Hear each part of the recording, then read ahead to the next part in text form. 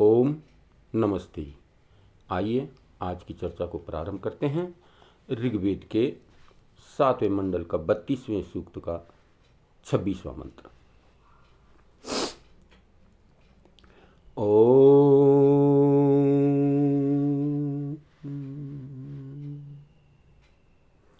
इंद्रं क्रतुं न आभर पिता पुत्रेभ्यो यथा शिक्षाणो अस्मिन् पुरुहूत यामनी जीवा ज्योतिरसीमहि। हे इंद्र सर्वज्ञ प्रभो, यथा पिता पुत्रेभ्य, जैसे पिता अपने पुत्र को अच्छे ज्ञान और शुभ कर्मों को सिखलाता है, ऐसे ही आप नह हमें क्रतुम ज्ञान और शुभ कर्मों की ओर आभरा ले चलो। पुरुहूता बहुपूज्य, नह शिक्षा हमें शिक्षा दो।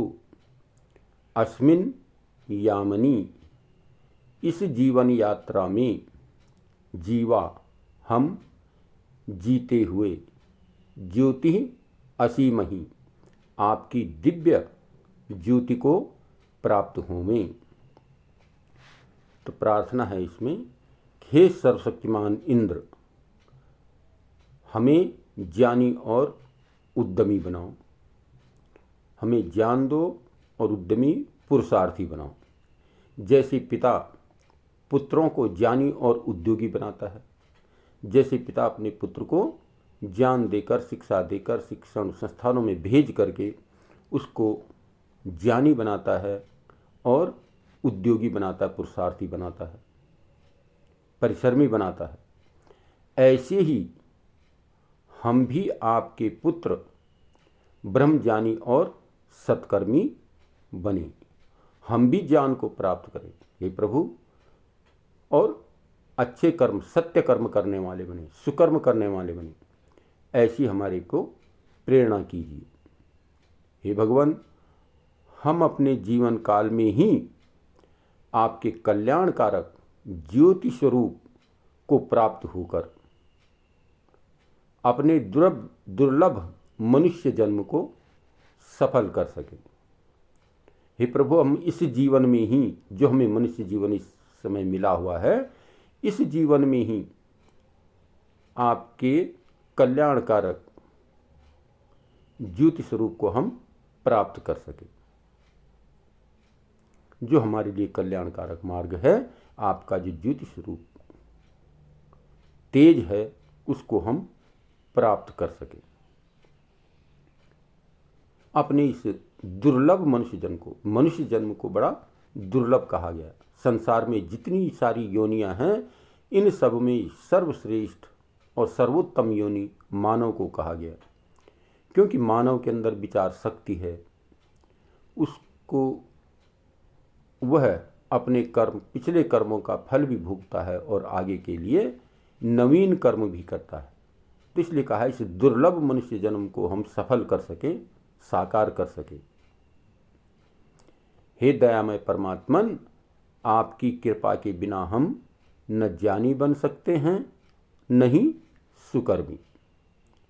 आपकी जब तक कृपा न बने हमारे ऊपर, तब तक हम न बुद्धिमान बन सकते हैं और न सत्कर्मी बन सकते हैं, अच्छे कर्म करने वाले बन सकते हैं। हे प्रभु, अपनी कृपा हमारे ऊपर बनाए रखें। अतएव हे प्रभु, हम पर आप कृपा करें कि हम आपके पुत्र ज्ञानी और सत्कर्मी बने। हे प्रभु, ऐसी कृपा कीजिए कि हम आपके पुत्र और पुत्री सत्कर्मी बने, ज्ञानी बने, यानी उत्तम कर्म करने वाले बने और विद्वान बने, विद्वानों की संगति में रहें। ऐसी कृपा प्रभु कीजिए। जैसे पिता अपने पुत्र के लिए सर्वस्व न्यौछावर कर देता है, उसके चहुमुखी विकास के लिए अपना जीवन अर्पित कर देता है, ठीक इसी प्रकार से प्रभु आप भी हमारे पिताओं के पिता हो, हम पर अपनी कृपा बना दीजिए, ताकि हम इस मनुष्य जीवन को प्राप्त करके, ये दुर्लभ मनुष्य जीवन बताया गया, बड़े पुण्य कर्मों के आधार पर ये मानव का शरीर मिलता है। इसलिए हम इस जीवन को सफल और सार्थक बनाने के लिए सुकर्म करते हुए, ज्ञानी बनते हुए, हे प्रभु, हम आपके तेज और ओज को प्राप्त कर सकें। हम अपने जीवन को आपकी सेवा में समर्पित करके आपके आशीर्वाद रूपी वेद ज्ञान को प्राप्त करके इस मानव जीवन को सफल और सार्थक कर सके। यही मानव जीवन की श्रेष्ठता और उत्तमता है। इस मानव जीवन को प्राप्त करके हम सुकर्म करते हुए, अच्छे कर्म करते हुए, नेक कर्म करते हुए, बुद्धिमानों की संगति करते हुए अपने जीवन को सफल और सार्थक बना सकें। ऐसी कृपा परमपिता परमात्मन हमारे ऊपर कीजिए। ऐश्वर्यवान प्रभु इंद्र ऐश्वर्यवान है, समस्त ऐश्वर्य का देने वाला है। ते प्रभु आप हम पर कृपा कीजिए। और कैसी कृपा कीजिए? जैसे एक पिता अपने पुत्र के लिए कृपा दृष्टि बरसाता है, तो ऐसी कृपा करके हम पर अपनी कृपा बनाए रखिए, क्योंकि आपकी कृपा के बिना हम न विद्वान बन सकते हैं और न सत्कर्मी बन सकते हैं। इसलिए प्रभु इस कृपा को हमारे ऊपर बनाए रखिए, ताकि हम सुकर्म करते हुए ही, विद्वानों का संगति करते हुए अपने जीवन को सफल और सार्थक कर सके। तो आइए आज की चर्चा को यहीं पर विरमित करते हैं। ओम शांति।